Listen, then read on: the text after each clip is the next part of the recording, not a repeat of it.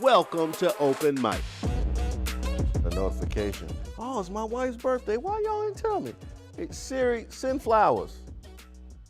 1995. Good Lord, that's a lot of money. No, cancel the flowers. I'll pick some out my neighbor's yard. Welcome to Open Mic. We like to start the show with a few stories or a hot take on a story you're not likely to get anywhere else. I'm from gorgeous Prince George's, and now I spill the tea on D.C., so you know these jokes come from a place of love. Let's start things off in Arlington, where National Landing, a neighborhood created to lure Amazon to H2 headquarters in Northern Virginia, has begun shortening its nickname to, get this, NaLa. Come on, man. Come on, man. The area already failed at getting people to call it National Landing. Now they going for NaLa. Stop trying to make fetch happen. Let it go. Both names are trash. Simba's girlfriend in The Lion King is the only NaLa I recognize. I just can't wait to be king. National Landing must have seen what DC's doing with those other nicknames like NOMA for North of Massachusetts Ave, ADMO for Adams Morgan, and apparently Cohi for Columbia Heights, although I've never heard anybody say that one. Now, does anybody in Columbia Heights actually call it that? Yeah, y'all get a target, all of a sudden you start acting brand new. We'll see if NaLa sticks like NOMA and ADMO did, or if it doesn't like Cohi. If so, gentrification has outdone itself. Now, I chose this next story because it's stirring up some bad blood on social media. A list of celebrities responsible for the most CO2 emissions from private jet use this year was released, and Taylor Swift flew into the #1 spot. Really, Tay-Tay? I didn't want to have to call you out, but look what you made me do.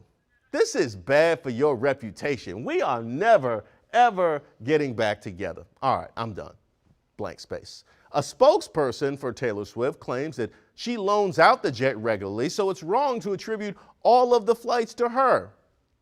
Fair enough.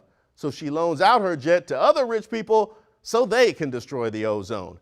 Got it. Now, as you can probably guess, social media has had lots of jokes, like this tweet from Bob that reads, Taylor Swift, Kim K, and Kylie seeing who can get to Starbucks first. Or this one from Andrew Strauss that says, Taylor Swift's driveway. Hey, Taylor better hurry up and put out another album to deflect attention away from this, because that's the only way you'll be able to shake this off. Now let's head to Menomonee Falls, Wisconsin, one of my favorite places this time of year for our next story, where a couple has collected over 13,000 cat figurines and pieces of art and have converted their house into a museum to showcase 7,000 items from their feline collection. Are you a crazy cat person? Yes, absolutely. 100%. Sean Redner and Hillary Siegel Redner in Menomonee Falls are attempting to set a Guinness World Record cat figurine collection and save as many cats in the process. All right, fine. You say Menomonee, I'll say Menomonee. I do love her self-awareness. Crazy cat people, don't you be ashamed to own your stripes or your whiskers or your sharp claws. But I do want to call this place creepy, mainly because it is. But it is raising money for a very good cause. Redner's Rescued Cat Figurine Museum has donated all of its proceeds to local cat shelters. Now, if you love cats as much as clearly these people do, go on and make that pilgrimage out to the Mecca of random cat art. Here is your chance to pay homage to Garfield, Heathcliff, Grumpy Cat, and the rest of the pioneers of cat meme culture. Just make sure you don't take a private jet to get here. I'm looking at you, Taylor Swift.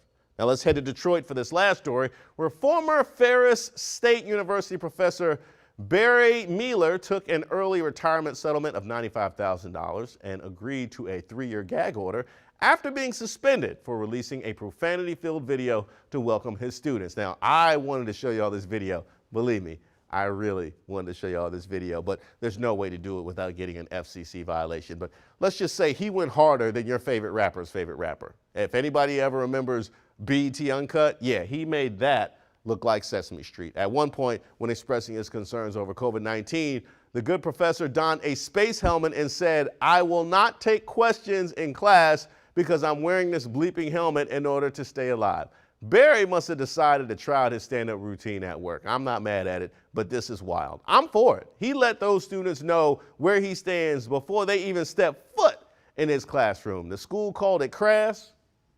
I call it transparency. And the best part of this story is that the settlement has a clause where neither party can publicly disparage the other for 3 years. So if the professor does badmouth the school, he'll have to pay $60,000. Well, I'll tell you this, you just know Barry's going to drop a video to end all videos roasting that school the second that agreement is over. He's at home marinating in his petty like Ferris State, count your days. My favorite story? Oh, I don't know. The professor? You know it's got to be Barry the profane professor. Google the video right now because I can't show it and keep my job, but just don't say I never gave you nothing with all the enjoyment that you get.